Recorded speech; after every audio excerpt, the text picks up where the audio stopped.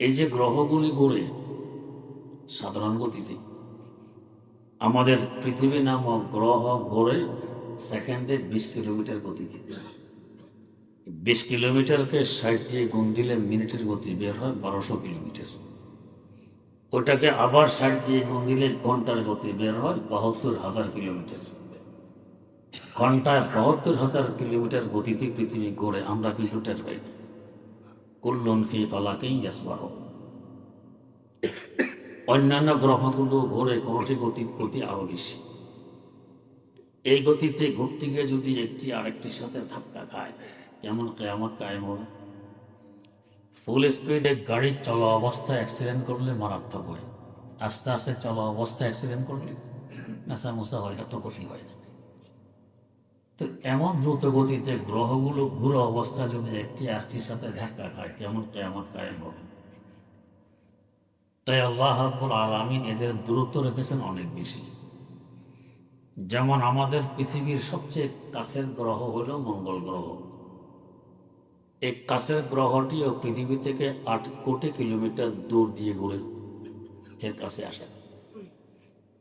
এত দূর দূর দিয়ে ঘুরতে 8টি গ্রহ কত জায়গা দরকার? এই পুরা জায়গা হলো সৌরজগৎ। আরেকভাবে বুঝতে পারি, সূর্যের আলো যত দূর পর্যন্ত যায় পুরোটাকে বলে সৌরজগৎ। একটি ছোট্ট মোম কিংবা চেরাগ জ্বালাই কত দূর পর্যন্ত আলো চলে যায়। আর এই 20 কোটি বর্গমাইল আয়তনের পৃথিবী থেকে 13 লক্ষ গুণ বড় বিরাট বিশাল একটা চেরাগ সূর্য, আলো কত দূরে যাবে? এই পুরা এলাকাকে বলা হয় সৌরজগৎ। আবার এর চতুর্দিক দিয়ে আরেকটি জগৎ বেষ্টনী দিয়ে আছে, ওই জগৎকে বলা হয় গ্যালাক্সি। যারা মহাশূন্য নিয়ে গবেষণা করেন তারা বলেন 15,000 কোটিরও অধিক সৌরজগৎ মিলে একটি গ্যালাক্সি গঠিত হয়। এই সৌরজগৎগুলো কিন্তু একটি আরেকটির সাথে মিলিত নয়। দুই সৌরজগতের মধ্যখানের দূরত্ব 33 লক্ষ আলোকবর্ষ, মানে আলোর গতি সেকেন্ডে 3 লক্ষ কিলোমিটার। মাইল হিসাবে 1,86,000 মাইল। সেকেন্ডে 3 লক্ষ কিলোমিটার গতিতে আলো যদি চলতে থাকে, সেকেন্ড নয়, মিনিট নয়, ঘন্টা নয়, দিন নয়, সপ্তাহ নয়, মাস নয়, বছর নয়, দীর্ঘ 33 লক্ষ বছর যাবৎ চলতে থাকলে যত দূর পর্যন্ত পৌঁছবে, একটি সৌরজগৎ থেকে আরেকটি সৌরজগৎ এত দূরে দূরে অবস্থান করে। এভাবে 15,000 কোটিরও অধিক সৌরজগৎ মিলে গ্যালাক্সি গঠিত হয়। গ্যালাক্সিটি কত বড়! আবার এই গ্যালাক্সির চতুর্দিক দিয়ে আরেকটি জগৎ বেষ্টনী দিয়ে আছে, যে জগৎকে বলা হয় গ্যালাক্সি গুচ্ছ। 15,000 কোটিরও অধিক গ্যালাক্সি মিলে একটি গ্যালাক্সি গুচ্ছ গঠিত হয়। গ্যালাক্সির দূরত্ব সৌরজগতের তুলনায় আরো লক্ষ লক্ষ গুণ বেশি। তাহলে গ্যালাক্সি গুচ্ছটি কত বড়? এই গ্যালাক্সি গুচ্ছের চতুর্দিক দিয়ে আরেকটি জগৎ বেষ্টনী দিয়ে আছে, যাকে বলা হয় মহা গ্যালাক্সি। 15,000 কোটিরও অধিক গ্যালাক্সি গুচ্ছ মিলে একটি মহা গ্যালাক্সি গঠিত হয়। গ্যালাক্সি গুচ্ছের দূরত্ব গ্যালাক্সির তুলনায় আরো কোটি কোটি গুণ বেশি। মহা গ্যালাক্সিটি কত বড়? বিজ্ঞানীরা আজ পর্যন্ত মহাশূন্যে 15,000 কোটিরও অধিক মহা গ্যালাক্সি আবিষ্কার করে ফেলেছেন। কত দূর পর্যন্ত বিজ্ঞান পৌঁছে গেছে। এই পুরো এলাকাকে বলা হয় বায়ুমণ্ডল, বাতাসের অস্তিত্ব আছে। এর বাইরে দিয়ে আরেকটি জগৎ বেষ্টনী দিয়ে আছে, যাকে বলা হয় কোরআনে জামহারির, ঠান্ডার জগৎ। অসংখ্য গণিত লক্ষ কোটি কিলোমিটার ব্যাপী শুধু ঠান্ডা আর ঠান্ডা। এর বাইরে দিয়ে আরেকটি জগৎ বেষ্টনী দিয়ে আছে, যাকে বলা হয় কোরআনে নার, আগুনের জগৎ। অসংখ্য গণিত লক্ষ কোটি কিলোমিটার ব্যাপী শুধু আগুন আর আগুন। এরও কত উপরে আকাশ, এর হদিস এখনো বের করা যায়নি, হতে যাবেও না। এই সব কিছুকে ফুটবলার নেয় পেটের ভিতরে নিয়ে আসে প্রথম আকাশ। তাহলে আকাশটি কত বড় হবে চিন্তা করুন। দারিমি শরীফে হাদিস বর্ণিত, হযরত রাসূলুল্লাহ সাল্লাল্লাহু আলাইহি ওয়াসাল্লাম বলেন, আমাদের জমিন থেকে আকাশের দূরত্ব যে পরিমাণ, আকাশটি মোটাও এই পরিমাণ। মানে জমিন থেকে আকাশের প্যাড যে পরিমাণ দূরত্বে, আকাশের পিঠ এর থেকে ডবল দূরত্বে। এত মোটা আকাশ ভেঙে পড়ার সম্ভাবনা আছে। আল্লামা আত্মার ভাষায় আজ জমিনে খুশক রুয়া নদ গেয়া আসে মারা বেসো তো দারা দেনেগা, আসে মারা বেসো তো দারা দেনেগা। খুঁটি খাম্বাবিহীন জীবন্ত অবস্থা রেখে দিলেন বিশাল আকাশ। এত মোটা, ভেঙে পড়া কল্পনা করা যায়। এরপর আবার এই পরিমাণ জায়গা ফাঁকা, তারপর দ্বিতীয় আকাশ। ওই আকাশটিও ফাঁকা পরিমাণ মোটা। ওইটা প্রথম আকাশকে পেটের ভিতরে নিয়ে ঘুরতেছে। আমরা উপরে আকাশ দেখি, সামনে দেখি, ডানে দেখি, বাঁয়ে দেখি, পিছনে দেখি, নিচেও আছে আকাশ চতুর্দিকে। প্রথম আকাশের তুলনায় দ্বিতীয় আকাশটি এত বড়, একটি ধূলিকণার কোটি কোটি কোটি কোটি ভাগের এক ভাগ প্রথম আকাশকে মাপতে হবে। এত বড় দ্বিতীয় আকাশ। আবার এই পরিমাণ জায়গা ফাঁকা, তারপর চতুর্দিক দিয়ে বেষ্টনী দিয়ে আছে তৃতীয় আকাশ। ওই আকাশটিও ফাঁকা পরিমাণ মোটা। এভাবে চতুর্থ আকাশ, পঞ্চম আকাশ, ষষ্ঠ আকাশ ও সপ্তম আকাশ। 7 নম্বর আকাশটি কত বড়! এর অসংখ্য গণিত লক্ষ কোটি কিলোমিটার উপর দিয়ে বেষ্টনী দিয়ে আছে সিদরাতুল মুনতাহা। আমার আল্লাহর জগৎ 2 ভাগে বিভক্ত, নিম্ন জগৎ, ঊর্ধ্ব জগৎ। এই নিম্ন জগতের উপরের সীমা সিদরাতুল মুনতাহা, ঊর্ধ্ব জগতের নিচের সীমা সিদরাতুল মুনতাহা। এই সিদরাতুল মুনতাহারও অসংখ্য গণিত লক্ষ কোটি কিলোমিটার উপর দিয়ে বেষ্টনী দিয়ে আছে আমার আপনার বাপের বাড়ি, আদি বাসস্থান জান্নাত। জান্নাতটি কত বড় হবে! এখান থেকে একটি প্রশ্নের নিরসন হয়। আলেমদের জবানে শুনে থাকেন, সবচেয়ে নিম্নমানের জান্নাতি কি? এই দুনিয়ার ন্যায় কমাস কম 10 দুনিয়ার সমান জায়গা দেওয়া হবে। আফার ক্লাসের জান্নাতিকে কত বড় জায়গা দেওয়া হবে? এত জায়গা পাবে কোথায়? এই বিরাট বিশাল জান্নাতের জায়গার অভাব হবে? হাকিমুল ইসলাম আল্লামা কারি তৈয়ব সাহেব রহমতুল্লাহ লিখেছেন, একদিন হযরত জিবরীল আমিন আলাইহিস সালাম আল্লাহ পাকের দরবারে দরখাস্ত পেশ করলেন যে আল্লাহ, নেককার মুমিনদের জন্য জান্নাত সাজিয়ে রেখেছেন, একটু দেখে আসতে মন চায়। আল্লাহ পাক অনুমতি দিলেন, যাও দেখো। প্রবেশ করলেন জান্নাতে। বুড়ো মানুষ সামনে লাঠি ভর দিয়ে হাঁটে না দেখেন, 600 পাখা মেরে উড়ে না দেখেন, ওড়ার গতিটা কেমন! বুখারী শরীফের ব্যাখ্যা গ্রন্থ ফজলুল বারীতে উল্লেখ আছে। তাকে একবার জিজ্ঞেস করা হয়, আপনার গতি কেমন, ঘন্টায় কত কিলোমিটার? জবাব দিন, একটি ঘটনা বলছি, আন্দাজ করতে পারবে আমার গতি কেমন। কি ঘটনা?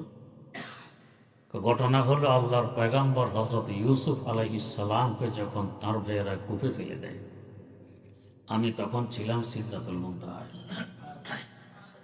ফেলে দেওয়ার পর আল্লাহ পাকের পক্ষ থেকে আদেশ আসলো, ও জিবরাইল, আমার পয়গম্বর ইউসুফকে তার ভাইয়েরা কূপে ফেলে দিয়েছে, তিনি পানিতে পৌঁছার আগে আগে তুমি গিয়ে তাকে তুলে ধরো।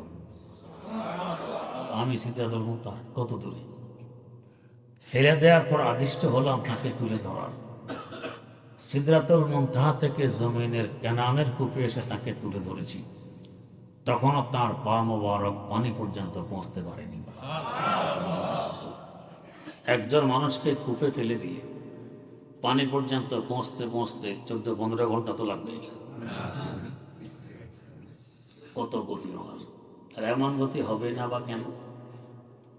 আমরা আন্তর্জাতিক প্লেনে উড়ি, প্লেন 2খানা পাখা দিয়ে উড়ে, লম্বা গতির 2খানা পাখা, হয়তো একটি পাখা 100 হাত লম্বা হবে, 30 হাত চড়া হবে। এই 2 পাখা দিয়ে ওড়ে ঘন্টায় 1 থেকে 1,500 কিলোমিটার গতিতে। হযরত জিবরিল আমিন ওড়েন 600 পাখা দিয়ে। পাখাগুলো কত বড়! মুসনাদে আহমদ বিন হাম্বলে একটি হাদিস বর্ণিত, তাফসীরে ইবনে কাসীরেও আছে। একদিন নবী করিম সাল্লাল্লাহু আলাইহি ওয়াসাল্লাম বললেন, জিবরাইল, মানুষের আকার আকৃতি নিয়ে আমার কাছে ওহী পৌঁছাইতে আসেন, আপনাকে আসল আকৃতিতে দেখতে চাই। কত বড়, আসেন তো মাইক্রোওয়েভ ছোট হই। তো বললেন আপনি পূর্ব আকাশের দিকে তাকিয়ে থাকুন, আমি আসল আকৃতি দেখা দেওয়ার চেষ্টা করছি। এ বলে তিনি বিদায় নিলেন। হুজুর তাকিয়ে আছেন পূর্ব আকাশের দিকে, দেখতেছেন আকাশ থেকে কালো রঙের একটি পর্দার নিচের দিকে নামতেছে। নামতে নামতে জমিনে এসে ঠেকলো, উপরের দিক খালি হলো না। এভাবে আকাশ থেকে জমিন, দক্ষিণ মেরু থেকে উত্তর মেরু, পুরা খালি জায়গাটি বড় হয়ে গেছে পর্দাটা। আবার পর্দাটি সরে যায়। হুজুর দেখেন জিবরিল আমিন আলাইহিস সালাম আগের আকার আকৃতিতে হুজুরের সামনে হাজির। বললেন পূর্ব আকাশের দিকে তাকিয়ে থাকলে আপনাকে আসল আকারে দেখা যাবে। তাকিয়ে রইলাম, দেখা তো দিলেন না। কেন কিছুই দেখেননি? একটি পর্দা দেখেছি মাত্র। কেমন দেখেছেন? তো দেখেছে আকাশ থেকে নিচের দিকে নেমে জমিনে এসে ঠেকলে উপরের দিক খালি হলো না। এভাবে আকাশ থেকে জমিন, দক্ষিণ মেরু থেকে উত্তর মেরু, পুরা খালি জায়গাটি বড় হয়ে গেছে পর্দা দ্বারা। এই তো দেখলাম। এরপরে পর্দাটি আবার সরে যায়।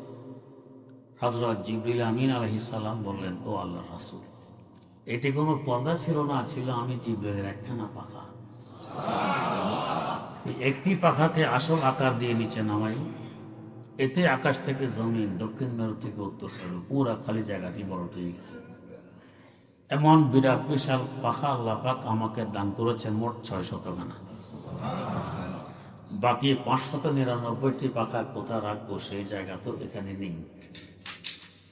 এমন বিরাট বিশাল 600 পাখা, যার দেহের বিপাশে ফিট করা দেহটি কত বড় হবে! আল্লাহ। প্রধান ফেরেশতা আরো 3 জন আছেন, তো মোট 4। একজন হযরত মিকাইল আলাইহিস সালাম, মেঘ বৃষ্টি পানির ব্যবস্থাপনা যার দায়িত্ব। ইমাম গাজালি রহমতুল্লাহ লেখেন, আমরা যত পানি দেখি, আমরা পানি দেখি টিউবওয়েলে, পানি দেখি ডিপ মেশিনে, পানি দেখি শ্যালো মেশিনে, পানি দেখি কূপে, পানি দেখি পুকুরে, পানি দেখি দিঘিতে, পানি দেখি খালে, পানি দেখি বিলে, পানি দেখি নদীতে, পানি দেখি উপসাগরে, পানি দেখি সাগরে, পানি দেখি মহাসাগরে, পানি দেখি বাষ্পে, পানি দেখি আকাশের মেঘমালায়, পানি দেখি পাহাড়ের চূড়ায় বরফ আকারে। সব পানি মিলাইলে কত হবে? এক আটলান্টিক মহাসাগর 5000 কিলোমিটার চৌড়া, 9 কিলোমিটার গভীর। প্রশান্ত মহাসাগর আরো চৌড়া। সমস্ত পানিকে একত্রিত করে তার মাথায় ঢেলে দিয়ে কাঁধ পর্যন্ত গড়িয়ে আসার আগে আগে শুকিয়ে যাবে। মাথাটি কত বড়! এত বড় মাথা যে দেহের সাথে ফিট করা, দেহটি কত বড়! এত বড় দেহ যে আল্লাহ পাক সৃষ্টি করেছেন, তিনি কেমন মহান! আর একজন ফেরেশতা হযরত ইসরাফিল আলাইহিস সালাম, দায়িত্ব কি? সিংহা মুখে নিয়ে বসে থাকা ফুৎকারের অপেক্ষায়। হুকুম পাবেন তো ভোগ দিবেন। কত জোরে ভোগটা হবে! বিশ্ব চ্যাম্পিয়ন মোহাম্মদ আলী ক্লে, যার ঘুষির ওজন ছিল 500 পাউন্ড, একটা 1.5 ওজনের হোয়াইট পেপার, যদি ওনাকে বলা এটা ফোঁক দিয়ে একটু সরান্ত, গায়ের জোর যে পরিমাণ আছে, পুরো জোর দিয়ে ফোঁক দিলে 100 ছড়াতে পারবে। আর হযরত সাইফুল ইসলামের এক ফুৎকার 7 তবক জমিন ও আসমান কত বড়, এখন শুনলেন তো, তুলনায় উড়ে যাবে। ফুঁকটা কত জোরে হবে, কত শক্তি দেওয়া। যে আল্লাহ একজন মাখলুকে এত শক্তি দিতে পারেন, ওই আল্লাহ শক্তি কি পরিমাণ! কাদের কুদরত উদারত হর কাদ আকুনাত, কাদের কুদরত উদারত হর কাদ আকুনাত, মুর্দারা ও জাব বখশদ জিন্দারা বে জাকুনাত। আরেকজন ফেরেশতা হযরত আজরাইল আলাইহিস সালাম। আমাদের প্রশ্ন জাগে, ঠিক 2 ঘর একটা লোক মারা গেল সকাল 8টা বাজে। এই সময় আরেকজন চিটাগাং, আরেকজন দিনাজপুর, আরেকজন আমেরিকা, আরেকজন ইউরোপ। এই বেচারা দৌড়তে দৌড়তে বোধহয় জান সাথে নেই, কত দৌড়তে পারে। তাফসিরে ইবনে কাসিরে উল্লেখ আছে দৌড়লে কেন।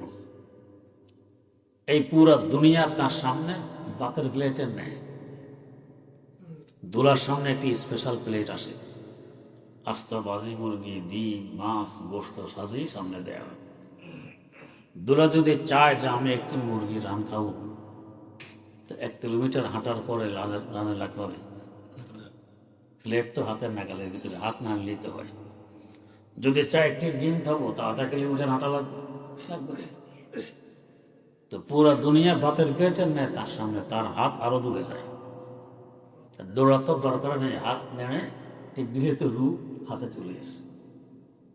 যার হাত এত লম্বা, বডিটা কত লম্বা হবে? ঠিক হবে না। দিতে গেলেও আপনাদের সম্মানিত খতিব সাহেব এসে বাধা দিবেন। অপরাধ উভয়জনের সমান, এও চোর ও চোর। একজনের কিসমতে কিলকুনি জুটলো, আরেকজন বেঁচে গেল। কারণ কি? কারণ হলো স্বাস্থ্য। তো কিলকুনি খাওয়া কি সফলতা? কিলকুনি খাওয়া কি শান্তি? না, এটা ব্যর্থতায়, অশান্তি। টেনে আনলো কিসে? স্বাস্থ্যে। তো বোঝা গেছে স্বাস্থ্য ভালো রাখার নাম শান্তি, সফলতা সঠিক নয়। আবার কারো ধারণা অর্থ সম্পদ কামাই করতে পারার নাম সফলতা, এটাই শান্তি।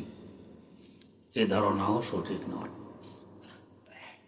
কারণ সফলতা তো বলা হয় কাঙ্ক্ষিত বস্তু হাতে আসার পর স্থায়ীভাবে ধরে রাখতে পারাকে।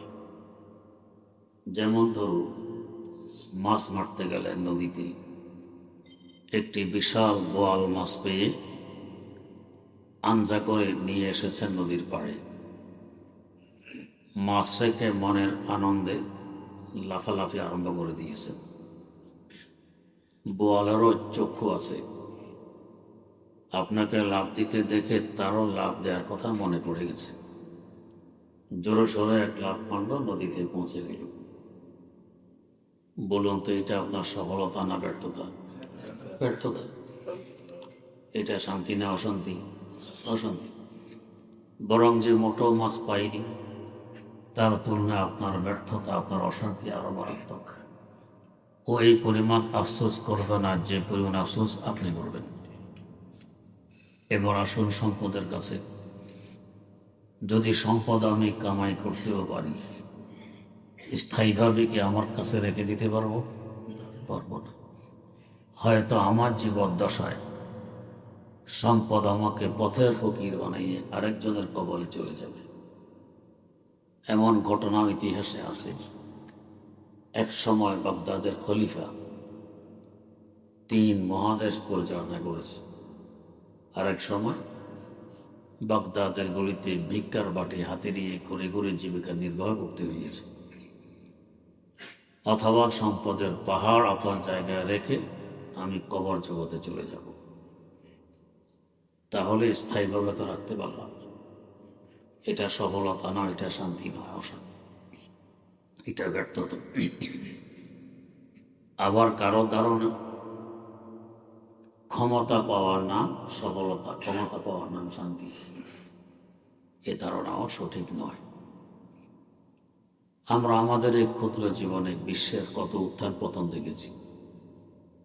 আজ আমি ক্ষমতায়, কাল জেলখানায়, আজ ক্ষমতায়, কাল ফাঁসির কাস্টে, আজ ক্ষমতায়, কাল বেজ্জতির সাথে পলাতক। ক্ষমতায় তো আমাকে পর্যন্ত নিয়ে গেছে। বোঝা গেছে এটার নামও শান্তি নয়, এটা সফলতা নয়। ক্ষমতা থাকা অবস্থাও শান্তিতে ঘুমাইতে পারে না। কত রকমের বডিগার্ড, কত রকমের পাহারাদার, কত কিছু। পায়খানায় করতে গেলেও মারা যাবে। শান্তিতে পায়খানা করবেন তাও। আমাদের দেশের একজন প্রেসিডেন্ট ছিলেন, বললেন হয়ে গেছে, স্ত্রীর ডিম ফুস করে দিয়েছে। গরম গরম ডিম খাবো, ডাক্তার এসে বাধা, স্যার একটু অপেক্ষা করো, পরীক্ষা করা লাগবে। প্রেসিডেন্ট পরীক্ষা করা ছাড়া খেতে পারবে না। পরীক্ষা করতে করতে ডিম ঠান্ডা হয়ে গেছে। বলুন তো, গরম ডিমে যে স্বাদ, ঠান্ডা ডিমে স্বাদ আছে? এই স্বাদের খাবারটাও কিসমতে জুটলো না। কেন? ক্ষমতা না। এটা কি সফলতা? এটা কি শান্তি? না। তাহলে সফলতা কোথায়? শান্তি কোথায়? আল্লাহ রাব্বুল আলামিন মেহেরবানি করে জানায় দিলেন, কদ আফলাহা মান যাক্কাহা। বান্দা, তুমি শান্তি আর সফলতা খুঁজতেছো বাইরে, এটা বাইরে নয়, এটা সম্পর্ক তোমার ভিতরের সাথে। আত্মা যদি বিশুদ্ধ করতে পারো, তোমার সফলতা এটার মধ্যে শান্তি। আত্মা যদি অশুদ্ধ হয়ে যায়, কলুষিত হয়ে পড়ে, এটা ব্যর্থতা, এটা অশান্তি। তো শান্তি অশান্তির সম্পর্ক তোমার ভিতরের সাথে খুঁজতেছো বাইরে, পাবে কিভাবে? দরকার পানির, নদীর সাথে যোগাযোগ লাগবে, ডিপ মেশিনের সাথে যোগাযোগ লাগবে। যোগাযোগ করতেছে টেলিফোন অফিসের সাথে, পানি আসবে না তো। দরকার হলো বিদ্যুতের, যোগাযোগ করতেছি ওয়াশ অফিসের সাথে, বিদ্যুৎ আসবে না। তো শান্তি অশান্তির সম্পর্ক আমার ভিতরের সাথে, যোগাযোগ করতেছি বাইরের সাথে। কেউ আমেরিকা থেকে শান্তি আমদানি করবো, কেউ ইউরোপ থেকে করবো। যতই আমদানি করতে চাই ততই অশান্তি লাগতেছে। দূর থেকে অনেক কিছু অনেক রকম দেখা যায়, কাছে গেলে বাস্তবতা ফুটে ওঠে। যারা কখনো ক্ষেত খামার করেছে, রাস্তা দাঁড়ায় ক্ষেতের দিকে তাকাইলে কি সুন্দর সবজি ক্ষেত, ধান ক্ষেত পাতার সাথে লক লক করতেছে। ভিতরে গেলে দেখা যায় এখানে আগাছা, ওখানে খালি, এখানে এই সমস্যা, ওখানে ওই সমস্যা। বাইরে থেকে এগুলো বোঝা যায় না। আমেরিকা ইউরোপের বাইরে থেকে তাকাইলে ওদেরকে সুন্দরী দেখা যায়, ভিতরে গেলে দেখা যায় কি অবস্থা। ডক্টর ইকবাল মরহুম বহুদিন থেকেছেন তাদের দেশে, ডক্টরের ডিগ্রিও দিয়েছেন ইউরোপ থেকে। বিচক্ষণতার সাথে তাদের জরিপ করেছেন, জরিপের ফলাফল তার সহিয়াতে তুলে ধরেছেন। তিনি লিখতেছেন, তারে কোহায় আফরঙ্গ মেশে নোকে তুমে সে, तारे को है अफरंग मशीनों के धुएं से, ये वादी ये मैंने इशाया ने तजल्ली, ये ऐश फरावा ये हुकूमत ये तिजारत, दिल सीना ए नूर में मालूम तसल्ली। মিল কারখানা ইন্ডাস্ট্রিজের ধোঁয়ায় তাদের থাকার যেভাবে কালো হয়ে গেছে, অশান্তির আগুনে জ্বলতে জ্বলতে তাদের অন্তর এভাবে কালো হয়ে গেছে।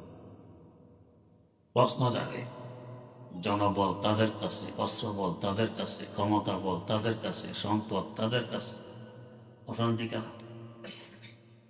তিনি উত্তর দিচ্ছেন, ইয়ে আয়েশে ফরাওয়া ইয়ে হুকুমত ইয়ে তিজারত, সব আছে, জনবল, ধনবল, ক্ষমতা বল, অস্ত্রবল সব আছে, কিন্তু দিল সিনা এলে নৌরমে মারুমে তাসাল্লি, অন্তরটা কলুষিত, অন্তর বিশুদ্ধ নয়, যার কারণে অন্তরে শান্তি নেই। অন্তর যদি বিশুদ্ধ থাকে, পরিষ্কার থাকে, দৈহিকভাবে যতই অশান্তি পরিলক্ষিত হোক না কেন, বাস্তবে আপনি শান্তি দিয়েছেন। একজন সাহাবী পিঠে বিষ ফোড়া উঠেছে, ১,৫০০ বছর আগের কথা, মেডিকেল সায়েন্স তত উন্নত ছিল না। কেমন ব্যথা হয় বিষ ফোড়া যার উঠেছে সে বুঝে, চিকিৎসা নেই বললে চলে। এক সময় তিনি বিছানায় পড়ে গেলেন, খাওয়া দাওয়া পায়খানা প্রস্রাব সব বিছানা, এভাবে ৩০ বছর তিনি বিছানায় পড়ে গেলেন। কিন্তু তার সাথে কেউ সাক্ষাতে আসলে মনে হয় কোনো অসুস্থতা নেই, তিনি একবারে পূর্ণ সুস্থ, প্রস্ফুটিত চেহারা নিয়ে সাক্ষাৎ করেন। একদিন জিজ্ঞেস করা হল, ৩০ বছর আপনি বিছানায়, বিস্ফোরণ পিঠে, কিন্তু চেহারা দেখলে বোঝা যায় না যে আপনি অসুস্থ, আপনার কোনো ব্যথা আছে। আল্লাহ জবাব দিলেন, নেই। আমার পিঠে বিস্ফোরা দিয়েছেন কে? আমার আল্লাহ যদি আমার পিঠে বিস্ফোরা দিয়ে খুশি থাকেন, আমি বিস্ফোরা নিয়ে খুশি আছি। বিস্ফোরা নিয়ে খুশি আছি। এরপর কত ফেরেশতারা যে বিচরণ করেন আমি দেখতে পেয়ে, তারা আমার সাথে এসে মুসাফা করে। আত্মা বিশুদ্ধ, ওটা শান্তিতে আছে, দৈহিক অশান্তি ওটার সামনে হার মানায়। তাই এটাও শান্তিতে পরিবর্তন হয়ে যায়। আমার আল্লাহ চাইলে অশান্তিকে শান্তিতে পরিবর্তন করতে পারেন। তো আপনাদের তো অজানা নয়, আগুন লাগলে কেমন অশান্তি। পাতিলের ঢাকনা তুলেছেন হাতে, একটু বাষ্প ফিস করে লেগে গেছে, সরাসরি আগুন লাগে, গরম বাষ্প কেমন জ্বলন শুরু হয়। আগুন লাগলে তো কথাই নেই।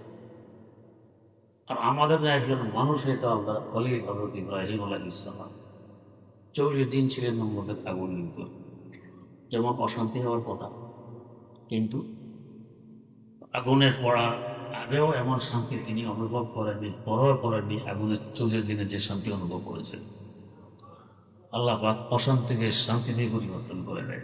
কেন? আপনার আত্মা বিশুদ্ধ হলে দৈহিকভাবে বাহ্যিক দৃষ্টিতে অশান্তি দেখলেও এটা বাস্তবে শান্তি, এটা অশান্তি নয়। এখন বোঝার বিষয়, আত্মা বিশুদ্ধ করবো কিভাবে। আত্মা বিশুদ্ধ করবো কিভাবে তা বুঝতে হলে একটু সূক্ষ্ম কথা খেয়াল করে বোঝা লাগবে। তা আল্লাহ রাব্বুল আলামিন আমাদেরকে 10টি বস্তু দিয়ে সৃষ্টি করেছেন। তার মধ্যে 4টি প্রসিদ্ধ, 6টি অপ্রসিদ্ধ। এই 10 বস্তুর মধ্যে 5 বস্তু আমাদের ভিতরে, 5 বস্তু বাইরে। ভিতরের 5 বস্তু যথাক্রমে আগুন। আমার আপনার ভিতরে আগুন আছে, তবেই তো শ্বাস নিঃশ্বাস গরম, রক্ত গরম, পায়খানা প্রস্রাব গরম, কারো মেজাজও থাকে গরম। 2 নম্বরে বাতাস, নাক মুখ দিয়ে গ্রহণ করি, ত্যাগ করি, ফুসফুসের ভিতরে থাকে বাতাস। 3 নম্বরে পানি, চোখে পানি, নাকে পানি, মুখে পানি, ঘামে পানি, প্রস্রাবে পানি। 4 নম্বরে মাটি। 4 বস্তুর সমন্বয়ে একটি ভাব সৃষ্টি হয়, যাকে বলা হয় নফস। এই 5 বস্তু ভিতরে, এই 5 বস্তু যেমন আমাদের আছে, সকল লোকের আছে, জীব জানোয়ার আছে, গরু ছাগল ঘোড়া গাধা কুকুর বিড়াল সকল আছে। এই হিসাবে আমাদের ওদের মধ্যে কোনো ব্যবধান নেই। আরো 5 বস্তু আছে বাইরে, এই 5 বস্তু একমাত্র মানুষের, অন্য কোনো মাহলুকের নেই। ওই 5 বস্তুর কারণে মানুষ তার সাথে মাত্রতা আছে। সে 5 বস্তুর সাথে যদি ভিতরের 5 বস্তুকে যোগাযোগ করাই দিতে পারে, তো ওই 5 বস্তু হলো নূরানী, রহমত। ওদের প্রভাব পড়ে আমার ভিতরের 5 বস্তুর উপরে। ভিতরের 5 বস্তু জুলমানি, অন্ধকার, নিম্নমুখী। নূরানি 5 বস্তুর স্বভাবান্বিত হয়ে আমার ভিতরের 5 বস্তু নূরানি হয়, রহমত বলা হয়।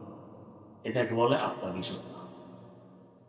আর যদি বাইরের 5 বস্তুর সাথে ভিতরের 5 বস্তুকে যোগাযোগ করাতে না পারে, ওইটা ভিন্ন, এটা ভিন্ন, আমার আত্মা এখন কলুষিত, জুলমানি অন্ধকারেই থাকে, পাশবিক স্বভাবান্বিত হয়। এখন বুঝার বিষয়, বাইরের 5 বস্তুর সাথে ভিতরের 5 বস্তুকে যোগাযোগ করাবো কিভাবে। ওই 5 বস্তু কোথায় থাকে জানলে তো যোগাযোগ করানোর প্রশ্ন। আমরা এখন যেখানে বসবাস করছি, এটি একটি গ্রহ, নাম হলো পৃথিবী।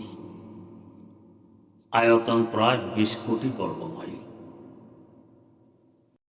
এত লম্বা চওড়া বডি যে আল্লাহ পাক সৃষ্টি করেছেন, তিনি কেমন মহান হলেন।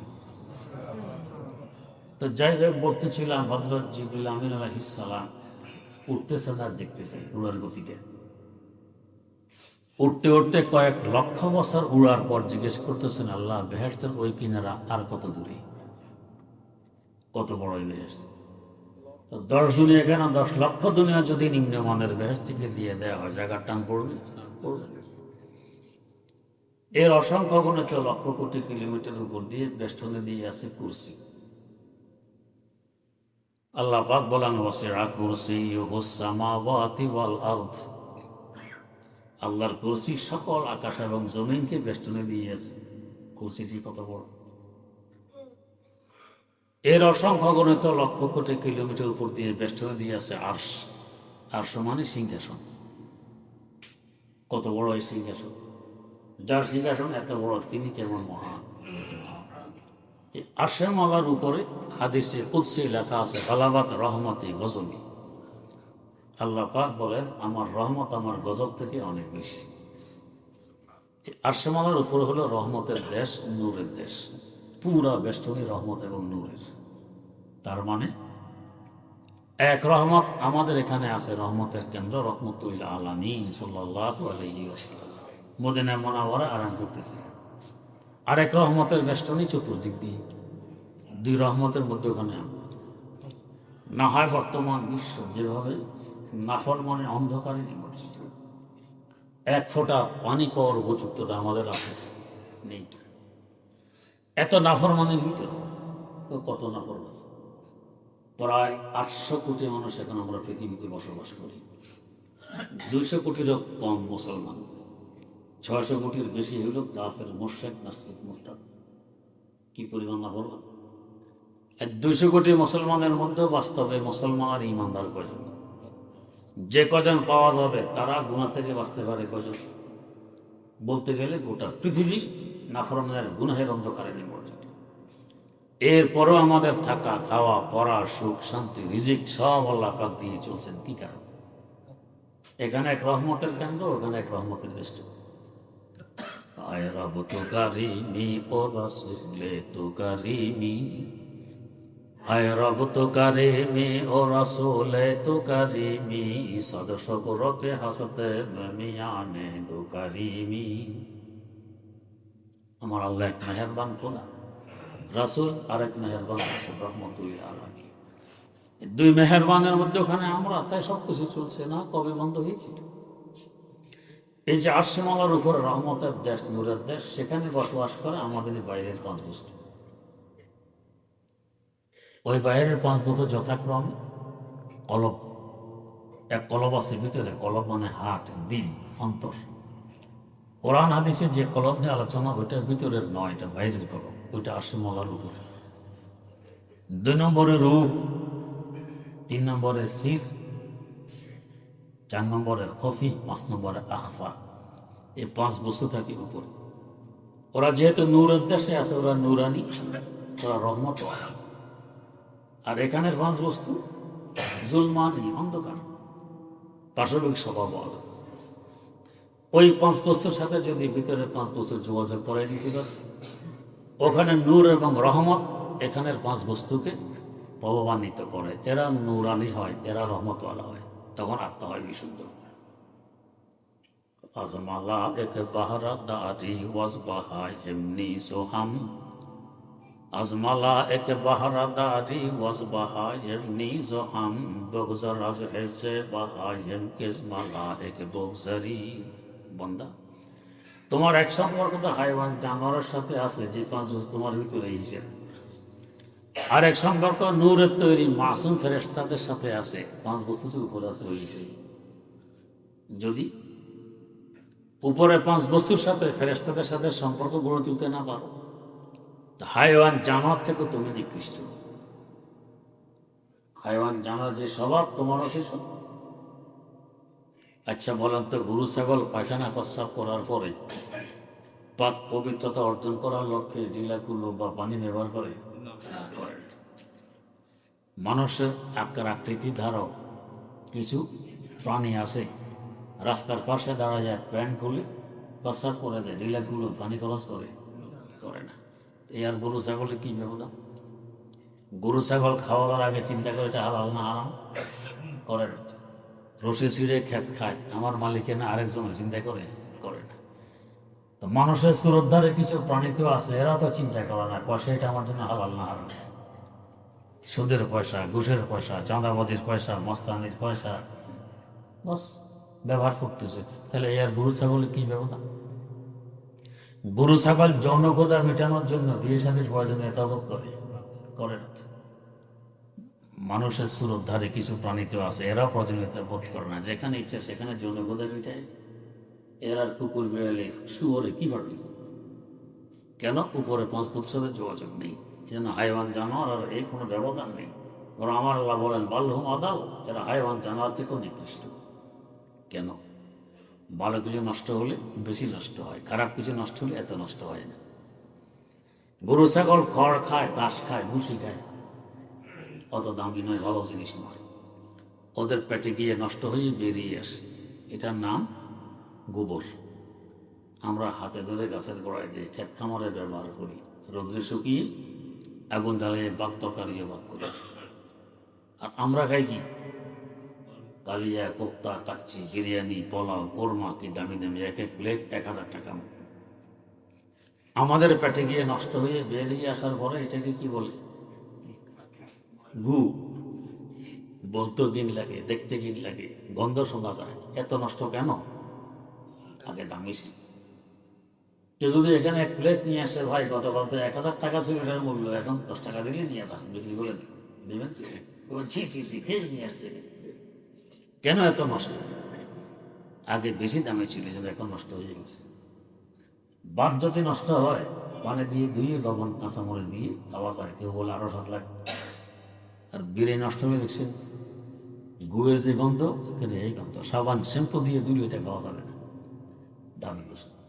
তো ছিলাম তো আমরা দামি, নষ্ট হয়ে গেলে হাইওয়ান জামাত থেকেও নিকৃষ্ট। খবর সাওয়াদ খাসালত তোরা মেসলে বাহায়েম আয় বসার খারো আজ আয় ওয়াশো বীর এজে মালা এক বকজারি। ফেরেশতার সম্পর্ক বাদ দিয়ে দিয়েছি, হাইওয়ান জামাত থেকেও নিকৃষ্ট। এখন বুঝার বিষয়, এত উপরে 5 বস্তুর সাথে এত নিচে থেকে যোগাযোগ করবো কিভাবে? ভাইয়েরা, সূর্য আমাদের পৃথিবী থেকে 9,30,00,000 মাইল উপরে। সূর্যের রৌদ্র সরাসরি ছাদের নিচে তো আসে না, বাইরে থাকে, আলো আসে, রৌদ্র আসে না। কিন্তু একখানা ছোট্ট আয়নার মাধ্যমে জানালা দিয়ে এই সূর্যের ফোকাস ছাদের নিচে আনা যায় কিনা? যায়। আকাশে সূর্যের দিকে তাকানো যায় না, চোখে পানি আসে। আয়নার ভিতরে সূর্যের দিকেও তাকানো যায় না, চোখে পানি আসে। ওটার যে প্রভাব, এটারও সেই প্রভাব।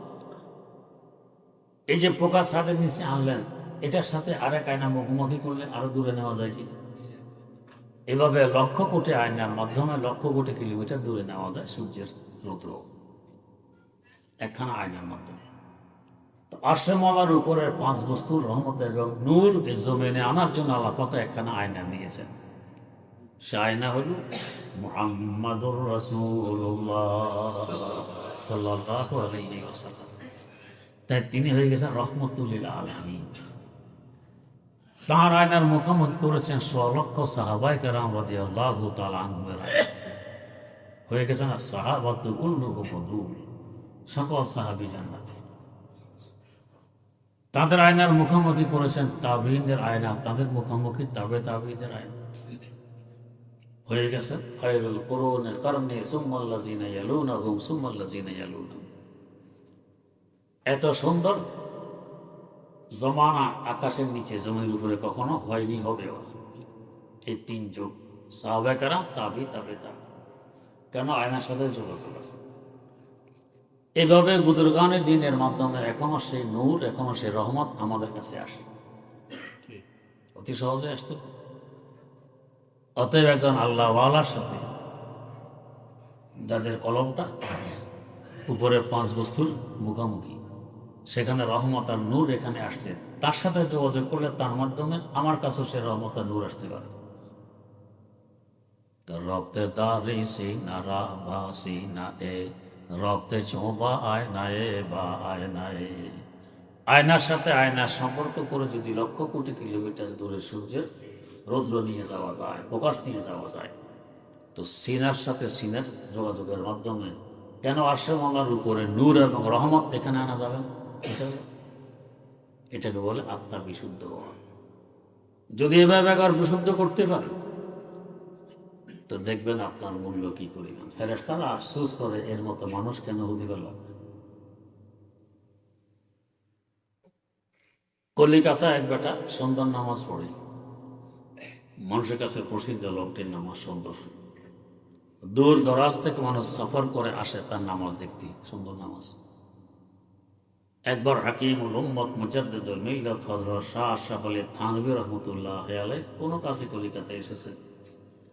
তারা কৌতূহল হলো, আমিও লোকটিকে একটু দেখে আসি কেমন নামাজ পড়ে না। লোকটা যে মসজিদে নামাজ পড়ে, হুজুর এখানে আসছেন। হযরত থানবীকে দেখে ইমাম সাহেব নামাজ পড়ার সাহস পাচ্ছিলেন না। বাদ দিয়ে থানবী পড়াইলেন 2 রাকাত নামাজ। নামাজ শেষে সুন্দর নামাজওয়ালা লোকটি বলতেছে, মানুষ বলা বলি করে আমি সুন্দর নামাজ পড়ি, আমার কানে কথা এগুলো বাড়ি খায়। দূর দরাজ থেকে সফর করে আমাকে দেখতে আসে, এটা আমার অজানা নয়। মাওলানা থানবী যেখানে এসেছেন আমাকে দেখতে, আমি সুন্দর নামাজ পড়ি। আজ যে তিনি 2 রাকাত নামাজ পড়লেন, কিন্তু এই 2 রাকাত নামাজ আমাকে দিয়ে দিতে রাজি হন, আমি আমার সারা জীবনের সকল সুন্দর নামাজ তাকে দিয়ে দিই। তার নামাজের এত কদর, এত মূল্য কেন? তাকে জিজ্ঞাসা করা হলো, তো মোকাম্মাল আজ কামালে কি স্মৃতি, তো মোজাম্মাল আজ জামালে কি স্মৃতি। ও আশরাফ আলী, দাওরা হাদিস তুমি পড়েছ, আমরাও পড়েছি। যে কিতাবগুলো তুমি পড়েছো আমরাও পড়েছি। তোমার দ্বারা এত হেদায়েতের কাজ হয়, এত কিতাব লেখা হয়, আমাদের দ্বারা হয় না, ব্যবধান কোথায়? তো জবাব দিলেন কি, মাম্মো কাম্মাল আজ কামালে হাজিয়াম, মাম্মো জাম্মাল আজ জামালে হাজিয়াম। প্রশ্ন করে, এটা আশরাফ আলীর কৃতিত্ব নয়, হাজী সাহেবের জুতার দুলির বরকত। সৈয়দ তায়েফা হযরত হাজী আমদাদুল্লাহ মুহাজির মক্কি রহমতুল্লাহ আলাইহির জুতা সোজা করা কিছুদিন আশরাফ আলীর বাকি জুটেছিল। সেই বরকতের তার থেকে কাজগুলো হচ্ছে, এটা আশরাফ আলীর কৃতিত্ব নয়, তার জুতার দুলির বরকত। তো সিনার সাথে সিনা যোগাযোগ করতে পারলে আমার আত্মা সহজে বিশুদ্ধ হয়, না হলে অশুদ্ধ। আল্লাহ রাব্বুল আলামিন আমাদেরকে সহজে একজন আল্লাহওয়ালার মাধ্যমে আমাদের আত্মাকে বিশুদ্ধ করার তৌফিক দান করুন।